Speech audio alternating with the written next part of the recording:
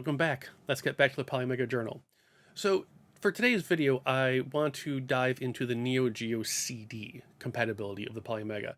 One, because it's the smallest of the full sets that is compatible with the system right now, if you don't count 32X CDs.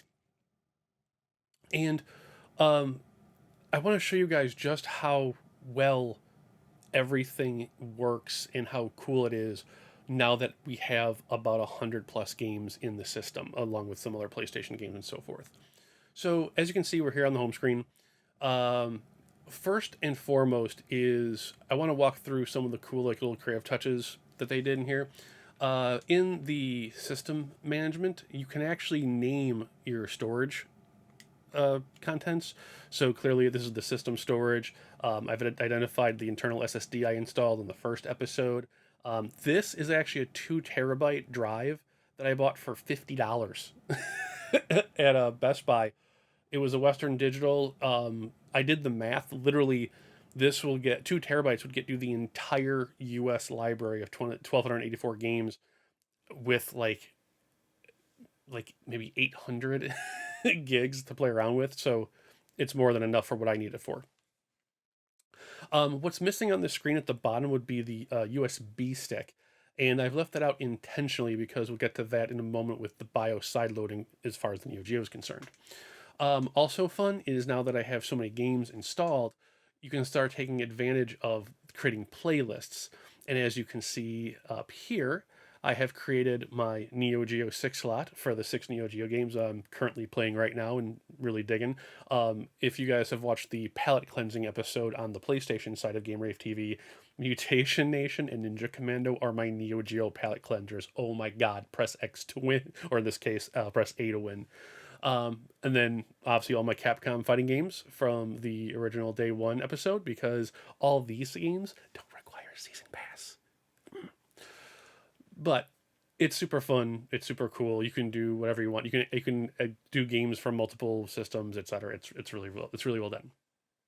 So now that we've got all these Neo Geo games loaded into it, the system actually divvies up it into the American and the Japanese side. Now, here's what I found interesting. I thought I knew the Neo Geo CD really well, and in the lists, even on NeoGeo.com's master list, they only have 8 games being Japanese exclusives.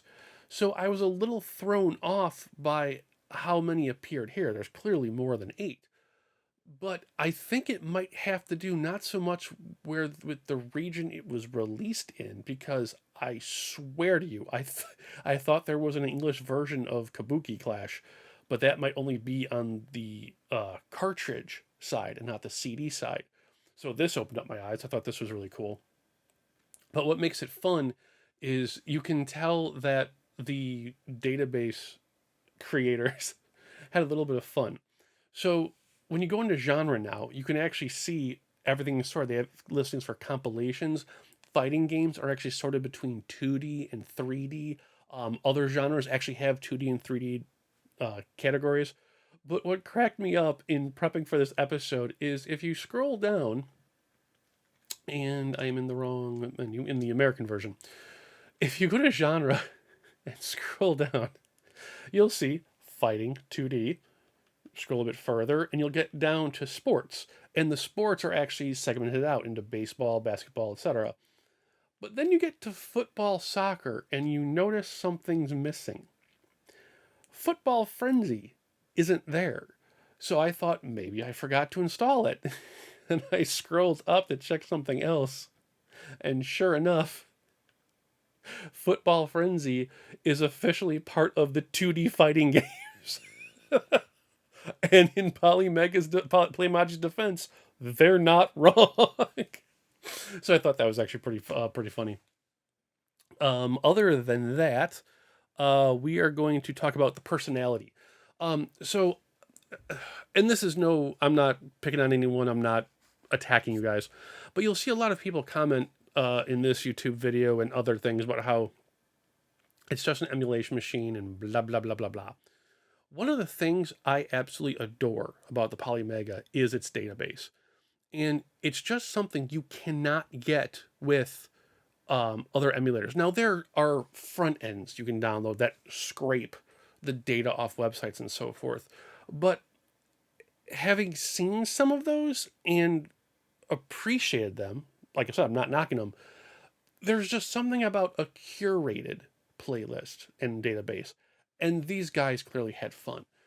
Something I'd mentioned in social circles, especially on Twitter, is that what's really cool is you can tell that they did different things for different systems. Like here on the Neo Geo, if you press up, you'll see different screenshots from the game.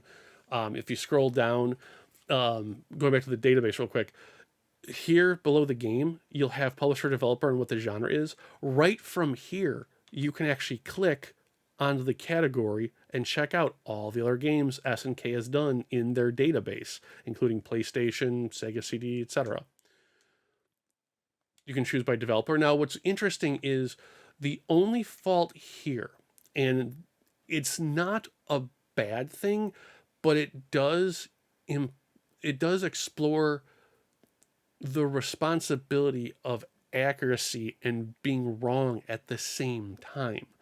So obviously, in this version of Robo Army that I picked, it's fine. It's SNK, it's 80K, we're good to go. However, in other games where, if we'll back out for a sec and go to their vaults, so if you go to Nightshade, if you're old, like I am, you know this is Konami under the Ultra Games branding, under whatever developer it was. I think it was Konami themselves. However, if you click into it, it's Pico Interactive as the publisher, because Pico Interactive has the current rights to the game when the Polymega's database was being made. So it would be a nightmare scenario to have to go back and recategorize or add like multiple publishers and so forth. So it's not a negative, but it's a very interesting take on presenting accurate information. As of the present day, that's accurate, and that's what they have in their database. So it kind of opens your eyes into seeing how all this crazy stuff works. Going back to the Neo Geo, another going back to the thing about pick this one. And like I said too, you can see they're doing their thing with the screenshots. When you go down here, you'll actually have related games, and as you can see, the one of the best NES baseball games of all time, Baseball Stars, is on there. And then you can see similar games, again, more published, more developed, and then the year. This works really well. And as an aside, it's also kind of sad because the related games line, from what I can tell, it really only shows you that, how would you say this? It's immediate family, if you will. And it's just so funny because like you'll throw in a game, say like Robo Army, and you go down to the related games and it's just Robo Army. Like there's no sequels, there's no nothing. And it's an unintentional side effect of the database, but you can actually see like what games really were super popular and what games really didn't get a second chance at anything in life, even if they were fantastic. So it's just really cool. As far as personality goes, like I showed the screenshots, I noticed when jumping to PlayStation games, in the PlayStation database, some games will have these individual screenshots like the other games do, and then a couple of them will have what I call photography mode, where it's just the 8 screenshots all jumbled into one, and not bad. You know, like I could take it either way, but it was just really neat how you could see like who in their team was working on what game in the database based on how these photos were taken, etc. There's also a really interesting thing, which I won't bring up because it'll take too long to get there. But I noticed in their screenshots for the older systems, like the Super Nintendo and the Genesis, it seems like they were taking screenshots with the default 1080p resolution. And while I commend them for taking raw screenshots of the games, they might have wanted to like maybe put them through one of the actually built-in filters, but those screenshots were probably taken before they had the filters even like remotely started and figured out. So win-win, lose-lose either way. It was just funny that to see like these really great screenshots on the Neo Geo, and then you jump to the Genesis and it looks like a horrible Lego set. But that's neither here nor there. With the database, especially with the Neo Geo, a curiosity arose. So between my like 90% real actual Japanese Neo Geo CD games and the um, CDRs I used to finish out the set, the only game that wouldn't install was my Japanese Double Dragon. And it just came up as game media. It played fine, so the disc wasn't dirty or anything. It wasn't recognized in their database. And I got really confused because I thought it would work on both sides. Like Neo Geo games, when you install them and play Magi, they give you the option of the American or the Japanese territory to install. Come to find out, a very select few Neo Geo CD games actually did have a different code revision between the Japanese and the American release. So with my Japanese version not installing, I went and burned a CDR of the American version, and sure enough, it installed, identified, and it's perfect. I don't even need the thing for it. Like it's perfect. So what is really curious is Playmaji recently mentioned that on Twitter that they're going to be relaxing the install requirements, which I don't know how that's going to play. So like if it says that it sees a game seed like a game media, are you going to have to like manually type in the game name? So I'm not really sure how that's going to work, but they're obviously aware of it and they're keeping track of it, and that's cool. All right, so before we get to anything else, I really wanted to show off the filters in the system. And one of my biggest complaints with other modes of playing retro games, be it the Raspberry Pi, emulators, what have you, too often they make things too technical. Like, I tried homebrewing, not the word, I tried not hacking, whatever you want to call it. I basically tried adding ROMs and stuff to the PlayStation Classic, and I was able to do it slightly. But in that emulator, I think it was RetroArch, whatever it was, they had a list of options. And under the option, it gave you a description of what that option did.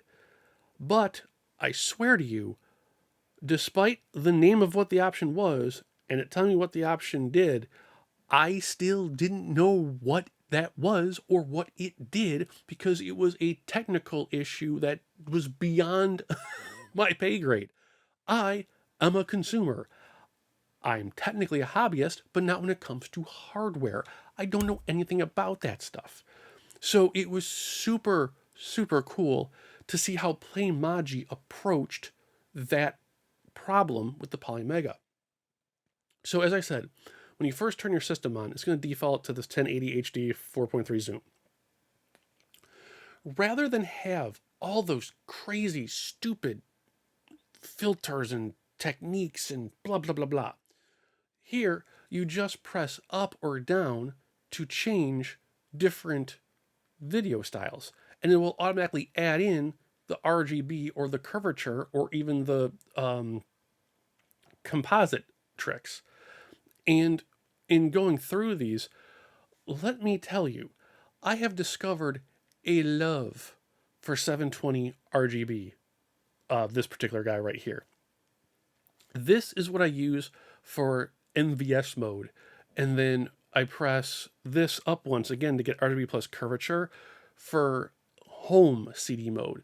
Now, it may not be visible right away, but you can see how the colors change just by bending the pixels to what they should have been on an old CRT.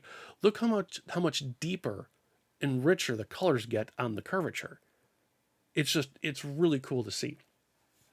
Now, what's even nicer is if you look up at the top of the screen, you'll see the different options. What's cool here on the Polymega is besides those different filters, you can also change the aspect ratio. So we've got 4.3 zoom, 4.3 normal, square pixels, which is all the rage. I keep seeing people on Twitter doing comparison shots. and then wide 16:9, where if you use this on anything than the PlayStation 1 games that support it, you need to be beaten senseless. As I said, we'll leave it here on 720 RGB square pixels. Now, back at the top, if you press X, oh, by the way, PS Classics controller, it works amazing, and as you can see, it's all the PlayStation buttons at the top. You'll now that we've got the virtual display and the aspect ratio changed, if you press the square button, if you look down at the corner, we now change what the brightness. Now in square pixels, it's only the brightness, but in other filters, you can also change the zoom aspect. I'll be honest, between the brightness of like 115 to 125 to or like maybe 135, it's perfect for me. Your miles may vary, but like this, having played my Neo CD for like ever, this is golden. Like this is the absolute perfect thing. And what's cool is now I can either press X just to save it to Double Dragon, or if I press start, it will apply this filter to all the Neo Geo games. It's awesome. So as you can see, I saved it for Neo Geo CD, and that's how we're going to play. And it's fantastic. Now I'll exit out, give you guys a quick rundown of how nice this looks. Now, in all fairness, I absolutely suck at Double Dragon, so I'll probably switch to something else. But plays beautifully, especially the PlayStation Classic controller. It just feels so good. And Maria is kicking my ass. It's fantastic. Now, what's also really cool is the load times. Even when I was playing off the CD, when Double Dragon wouldn't install, there was no loading time. It's absolutely ridiculous. Like this, the amount of time you save is crazy. To give you guys a great example, we're going to exit out of Double Dragon, and we are going to select Samurai Showdown 1. Now, when the Neo Geo CD first came out, it was notorious for its load times, just because it was what it was. It took, I believe, it took almost 2 minutes to get to your first fight in Samurai Showdown. That is not the case anymore here, and it is just absolutely ridiculous. So we're going to go to the first Samurai Showdown. Bam. Bam. Start new game. Bam. Watch this.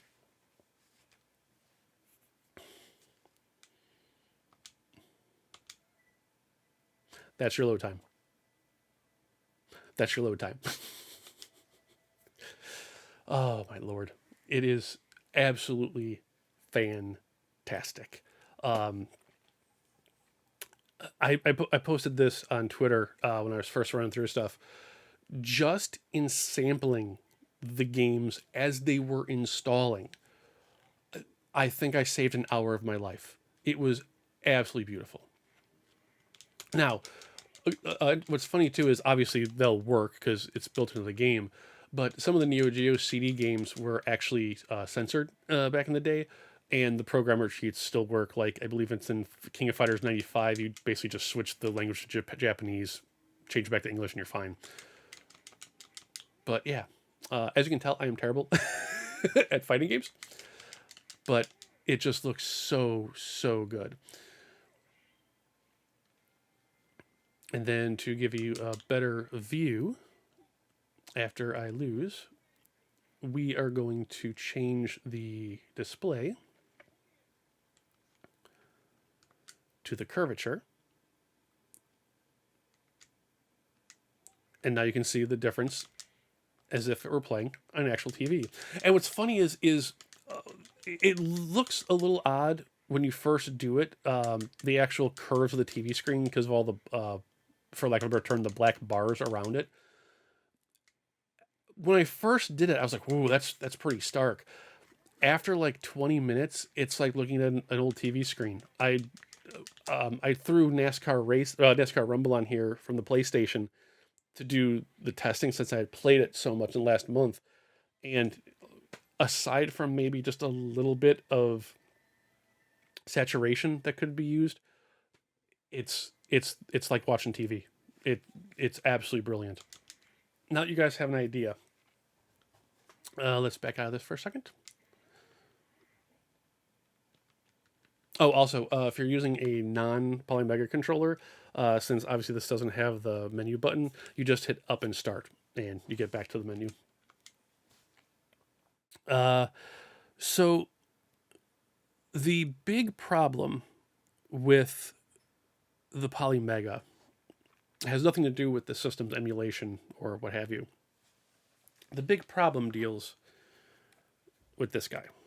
Now, if you haven't watched my first journal entry about unboxing it, while I was playing Street Fighter 03, I noticed an oddity with the diagonals. And at first, it wasn't really working, and then it was, and I was like kind of confused. And I'm going to show you what that problem is. All right, so here's the main problem so far with the Polymega. This controller, the base controller, the buttons are excellent. They're snappy, they're responsive, it's all good. In what few minutes I spent with PlayStation games that support it, the analog sticks are actually really nice. They could use like a smidge, a little more resistance, but literally nothing. It's too nitpicky. The problem comes in the D-pad. Now, when I did the unboxing video, I had noticed in Street Fighter that it felt like there was something wrong with the diagonals, but then suddenly there wasn't anything wrong with the diagonals, so I just wrote it off. In playing the Geo CD games, sampling them while they were installing, I finally figured out what the problem with the D-pad is. So if you're in motion, say blocking or moving forward, the diagonals pretty much hit every time. It's when you're in a neutral stance. Oh.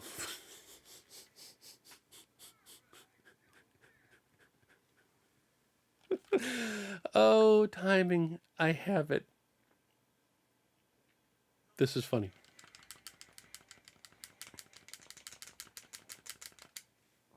Oh my God.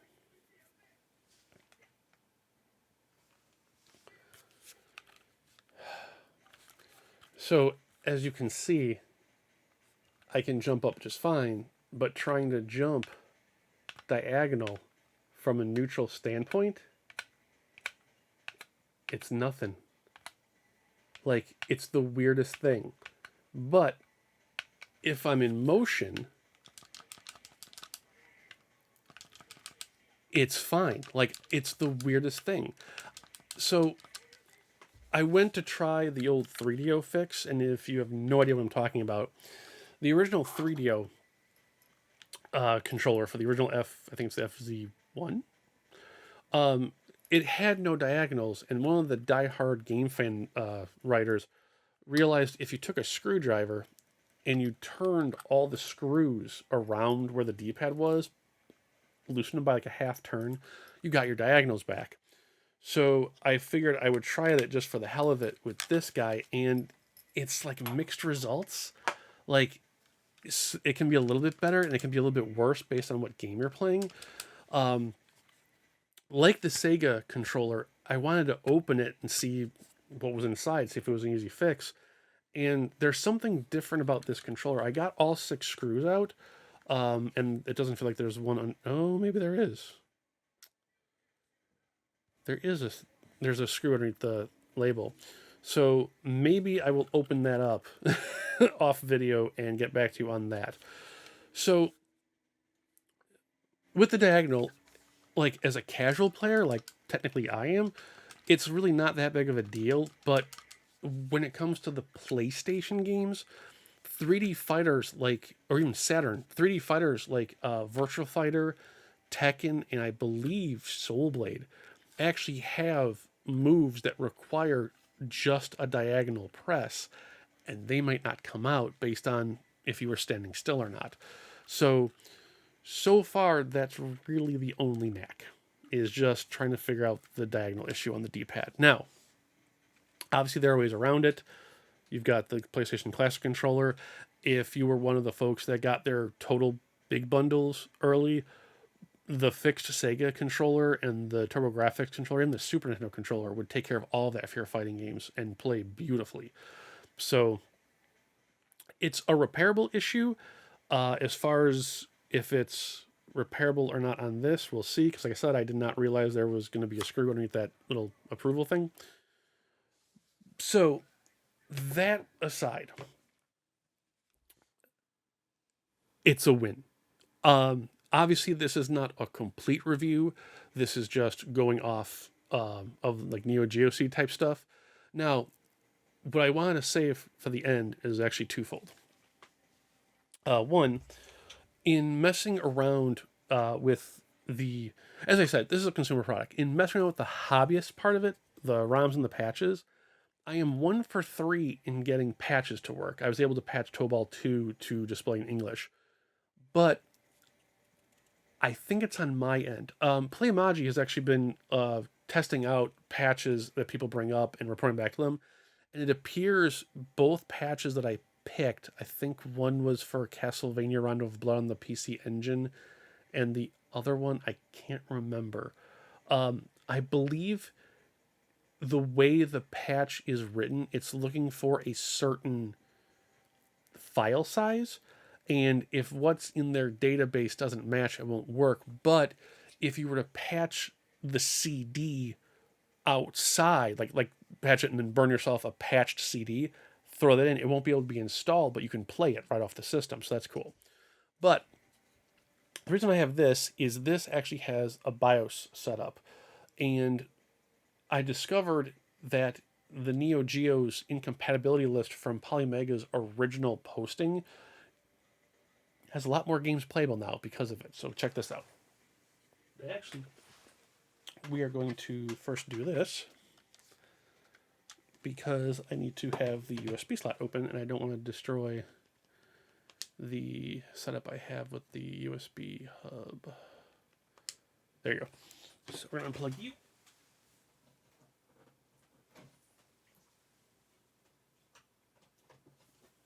And then we're going to hold the D-pad right. All right. So one of the Neo Geo games that Playmagy listed as not working in their original document from 2 years ago was Art of Fighting. Well, it turns out if you have the file names, whose names I can't remember, so I'll just post them here in text. If you put those in a folder named BIOS on a USB stick or the mini SD card slot in the back, once you have that in place, instead of the system BIOS, it will read off the USB BIOS, and instead you'll actually get the Neo Geo CD screen. And once you're good to go, hit start, you'll actually get the real system load screen, and that's the only load screen you'll see, really. And Art of Fighting is good to go. And it's just as giant and framey as it, as it was in the arcade. So yeah, so basically with the Polymega's BIOS itself and then loading the Neo Geo CD BIOS off the SD card, out of I think it's like 95 to 100 games, there are only 5 games that don't work. One of them is Last Blade 2, which is notorious for not working on emulators for some reason. Apparently there's a couple of games that have this crazy CD protection scheme on them that coincide with the Neo Geo CD. I tried both my real Japanese copy of Last Blade 2 and then a CDR of the copy protection removed version, and neither of them would play. You can basically get the first loading screen with the turtle and then it goes black. Also a funny note is in trying to see if I could trick it to play Last Blade 2, I discovered that if you create a save state during the loading screen and then try and play that, after pressing the A button a couple times, you'll actually get the hardware I/O error message letting you know there's something wrong with the disk drive that technically isn't there because you're playing it emulated. So that was pretty funny. Besides Last Blade 2, the only other issues, even with the sideload BIOS, was Super Sidekicks 1 actually plays plays perfect, but there's this weird, I might be getting these reversed, bear with me. But there's a weird noise, and I couldn't tell if it was supposed to be like fans blowing horns in the crowd, or if it was a screwed up file type as you're playing and so forth. Otherwise, the game played fine. Then Super Sidekicks 2, it loaded fine and it could technically play fine, but the actual soccer field was glitchy. It was not playable. Oh, that's what it was. Fighter's History Dynamite. It's this really weird situation where if you press the A button on the start screen where it says press start, it will loop itself. So as as long as you just press start, when it says press start, everything else boots fine. It plays fine. It's perfect. I was getting my ass kicked. It was fantastic. Um, so yeah. Other than that, what is also interesting is if you use the side-loaded BIOS, a couple of little unimportant things also get fixed in Mutation Nation and League Bowling. There were little black and white squares, like literally, like I didn't even notice it until I went to scratch the back of my neck and look down the corner and saw it. But there was like it was like the last half fourth of an inch of the ray gun just stopped. So there was a like little black square. Side loading the BIOS and playing Mutation Nation, it's gone. So the compatibility shoots straight up. Um, so yeah, so out of the 95-ish games, we have 90, if not more, after a couple of fixes. So that's brilliant.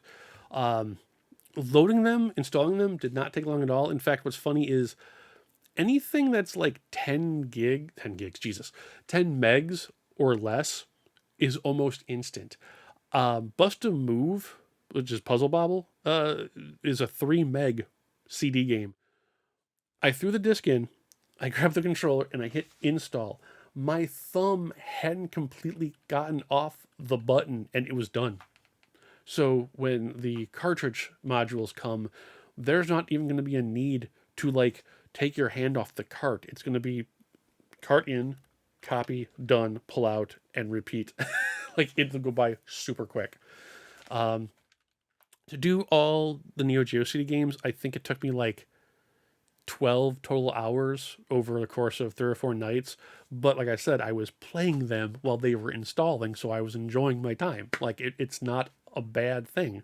Even the game, even my Double Dragon, when I realized it didn't install, I played it for 10 minutes just to check it out. So I believe that's everything I wanted to cover with this part of the journal entry. I have slowly started installing PlayStation games. I have a stack of TurboGrafx CDs I need to get in there. I was going to wait till I get the module, but screw it, I'll just throw them in right now. I know this is a PlayStation centric YouTube channel, but I really, really want to take my time with that because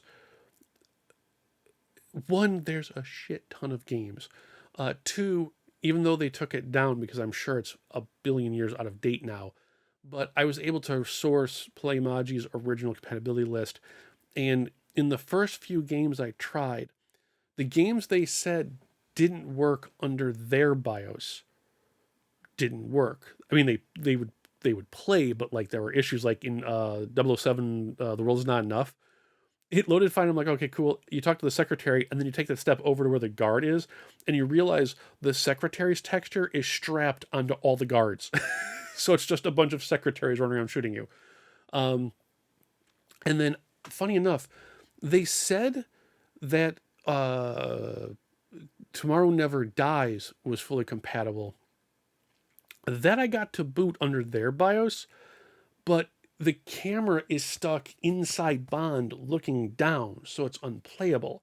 However, inside loading the 5501 BIOS, Twine and Tomorrow Never Dies played perfect.